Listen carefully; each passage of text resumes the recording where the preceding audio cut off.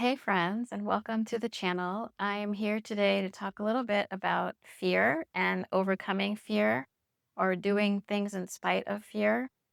It's a not easy thing to do, obviously, but something that the angels, especially, are really wanting us to embrace. It's okay to have fear about doing something. Obviously, you want to allow whatever emotions surface when you're in whatever state you're in. But the message that I've been getting is not to allow it to stop you from doing whatever it is that God's calling you to do. And, ever since Lionsgate Portal, which was on August 8th, just a few days ago, the veil is pretty thin between our 3D reality and where the angels are and the other dimensions. And so there's a lot more messaging coming through to people, and there's a lot more directives coming through. So a lot of people are being called to do certain things, and maybe most likely it's going to be out of your comfort zone. 9 times out of 10, that's going to be the case because we're really being asked to stretch ourselves and to really move into a higher version of ourselves, a higher timeline. And that will, by definition, require that we do something outside of our comfort zone. So for me personally, it's sharing my story about my divorce and my spiritual awakening and the fact that I regularly receive messages from ancestors, the galactics, angels, not something that I would have chosen to do at all. Even though I'm a Leo and that usually means I like to be in the center of the spotlight or whatever, I don't really feel the need to be in the center of the spotlight or to share publicly what I've experienced or what I continue to experience on the daily with these messages. But I listen to what God tells me to do, right? And so if God's saying it's time for you to share what you're receiving and to spread the truth about what you know, then I have to listen to that. And so the same is true for all of you. If you're getting messages, if you're getting pulled in certain directions, if you're seeing that things are opening up in a direction that you didn't really anticipate and you're afraid to step through that door, I'm urging you to step through that door because this is a time of rapid manifestation, a time of really becoming that person that you've always been, but maybe life circumstances or upbringing or conditioning or mindset has held you back. So even as I'm saying this, I'm sort of realizing that, I say I'm not someone who likes to speak publicly, but maybe I am deep down and I just forgot who she was, right? And over time, maybe that'll come back and I'll feel more comfortable getting on video and sharing my story and it won't seem like such a stretch. And so, whatever that looks like for you, maybe it's that you need to leave a job that you've had for a long time and that's providing you with a regular paycheck and comfort for your family, and you're feeling a calling to start your own business, branch out on your own, and you're terrified, right? If you feel that strongly that you're being called to do it, there's a reason. There's a reason that is maybe not obvious now that will become obvious to you later. That I can promise you. Because I know for myself, the times that I failed to listen, I realized much after the fact that, oops, had I only listened, certain doors would have opened to me and I'd be in a much better situation than I am. I'll just be honest. Like there were opportunities that I had that I didn't take. And I regret those deeply. Okay. But I had fear. I was afraid. I held myself back. I didn't think I was capable. And so I didn't go for it. And now I spent a lot of time in regret, which I don't like to have that feeling of regret. Nobody does. Right. So just think about that. Like if there's something that you're really feeling called to do, think about how it'll feel if you don't do it and you're constantly going to be regretting that. Like that's awful, right? No one wants that.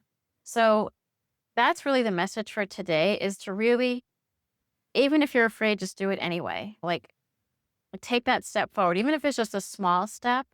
Maybe you don't leave the job right now. Maybe you just get your entity formed, your LLC or your S Corp, whatever it is, and you get a couple of customers and you do it as a side gig until you feel comfortable enough to leave your job. Whatever small steps you have to take to head in the direction of where you are being called to go. And there's a lot of people that are being called to speak truth to power. There's a lot of people that are being called to get on social media, get on YouTube, get on whatever the platform might be, and say unpopular things that people are not going to like hearing. And maybe there's hesitancy to do that, but people are being called to do it anyway. I just listened to something that Candace Owen posted on Instagram, and I don't really follow her or anything. I was even surprised she came up on my feed. And she was saying some pretty unpopular things. And yet it was inspiring to me because I realized, wow, she doesn't care about what the blowback might be. She's basically saying right now that the World Economic Forum predicted or prepared for COVID in the year prior by running simulations and running what they would do in the event of a pandemic. And then lo and behold, we had COVID, almost like they knew, right? And now apparently they're running simulations and preparing for some sort of global shutdown of the energy grid and the internet. What does that mean? Do we have that to look forward to next year? Not a great thought, right? But maybe she has a point. She seems to be saying, look, it's not even a conspiracy theory, but there is certain powers that have a lot more power, certain organizations, I should say, that have a lot more power than we realize. And that can make things happen that are not for the betterment of our society, but are done to promote fear. And I know that might sound kind of out there, but you know what? It rang true to me. It rang true to me. And it made me realize she's speaking truth to power. She's getting downloads, she's getting information that she's really feeling, and she's sharing it. And so, why can't we all do that? Even if it goes against the grain, even if it's not something that people are going to be happy to hear or accepting of, it has to be said if that's what you're being called to do. Okay. I'm recently been posting about Commander Ashtar and the messages I've been receiving. And it was a stretch for me to come on and talk about that because most people don't know me as someone that communicates with the galactics. And it's actually fairly recent. It's only been in the last couple of years. I started as someone who could communicate with ancestors, which that felt out there enough, right? And then it became angels, which really was like, whoa, like what's happening? And now it's morphed even further. And I know there's a reason behind it. I'm not going to get into it now, but there's a big reason behind it. And there's a plan because God always has a plan for everything. For every one of his children, there's a plan, there's a reason. And so we don't always know the reason. We don't always understand it. I mean, yes, I know some of my plan, but I don't know all of it. And you have to trust. You have to surrender and realize, okay, probably not the thing I wanted to do today when I woke up, but I will do it because I've learned now by not following God's calling and not following the directives that I was given that I only hurt myself in the process. And that not only that, but I'm likely impacting other people because, energy is energy and we all are energetic beings and everything we do impacts the world around us much more than we even realize. So what I do or don't do is going to have an impact on the people around me, on my community, in ways that might not even be obvious to me that I wouldn't necessarily understand. But see, that's the thing. God sees everything. He knows every angle. He knows every timeline. He can see future and past. He understands the butterfly effect. Like the butterfly's wings are flapping in one place, but it creates a tsunami someplace else. Whatever that is for you, your decisions have a energetic impact far greater than you could ever have imagined. And the more we trust in that and the more we understand that that's true and we believe that God has our best intentions as well as the best intentions for the collective, we will move forward despite the fear. And that's the other thing I'll say. I don't want to have a very long video. I'll try to keep this short, but I do want to express the importance of service to others versus service to self. We are moving into a fifth dimensional frequency. I talk about this all the time on Instagram because it's so present in my consciousness and in the consciousness of many people now, as more and more humans are awakening to the reality of our cosmic origins, to the reality of who we really are as divine fractals of the creator, God, source creator. The fact that we all have the Christ consciousness blueprint that's being triggered within us. It's always been there. Scientists have called it junk DNA, but now it's being activated and we're really stepping into a higher version of ourselves. We're evolving as a race, okay? And part of that Christ consciousness is realizing that service to self is not the way to go. Service to others is our future. So, what does that look like for you?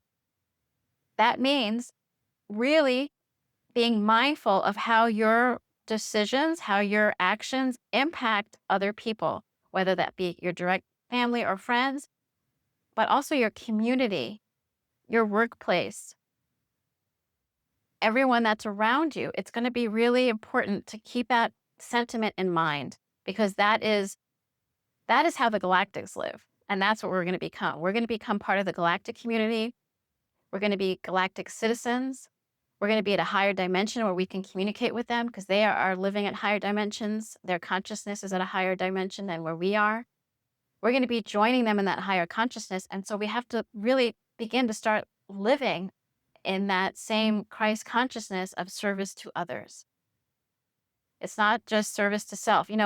As an American born in the US, I'm very aware that this country was founded on a principle of self reliance and everyone being so focused on what's serving themselves and maybe their immediate family. And that was necessary for this country to be created. We came here, we settled here, and we had to be self reliant. So there's a lot of history there. There's a lot of energy around that. But now we're moving into another evolution of the human race.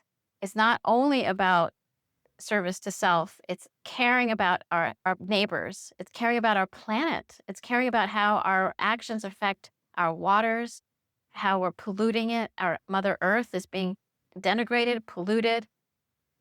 We have the ability to change all of that. And the more we continue to evolve and ascend into the 5D reality, the more we'll understand that really instinctively. It won't even have to be mandated by our government that we recycle. We'll just instinctively know that we need to, or we'll instinctively know how to manage certain situations without our government having to give us a directive of how to do it. And that's a big part of this too, is receiving those divine downloads, receiving that information through our own psychic ability, because we all have it, and understanding what is appropriate and not appropriate. And the government doesn't have to be the ones to tell us that.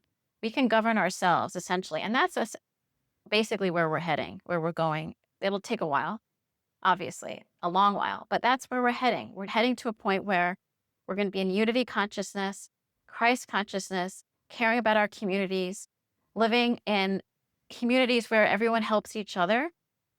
And what's good for one is good for all, right? We're mindful of how we need to care about our fellow man and live together in community. We're going to see more and more of that. Local communities, local organizations are going to really be prominent in our lives, and we're going to be less reliant on government. Okay, so I'll leave it there. I don't want to get into that too much because that is like another whole topic, but simply the point of today's message is if you're getting a calling, if you're getting pushed in a certain direction, don't doubt it. Follow what it is that you're being led to, what your heart is leading you to. And despite the fear, go ahead and do it because that is ultimately where you are supposed to go. And so why not? And here's the other thing, this is the last thing I'll say. If you don't follow the calling, it'll happen anyway in a different manner, maybe in a more dramatic way, maybe in a more uncomfortable way. If it's really something that has to happen because it's part of your soul's contract and your soul plan that you agreed to before you came here, God will make it happen and it might not be pretty. And that's not to sound threatening or in any way punishing. It's just a reality. If you're not meant to be with your spouse, God will figure out a way to divide you. If that break has to happen, He will make it happen. If you're not willing to leave, He'll force you to separate or divorce or whatever the situation. So just keep that in mind. The same could be true even for a job. If you're really meant to leave that job, you'll get fired. And again, not a threat, just a reality that if something is meant to happen in your soul plan, it will happen. And especially in the times that we're living in now, where the energy is really, really pushing us into that higher timeline, into that ascension timeline, closer and closer we get to reaching 5D reality. So, again, do it even with fear. Just go ahead and do it anyway. Love you all. Have a great day.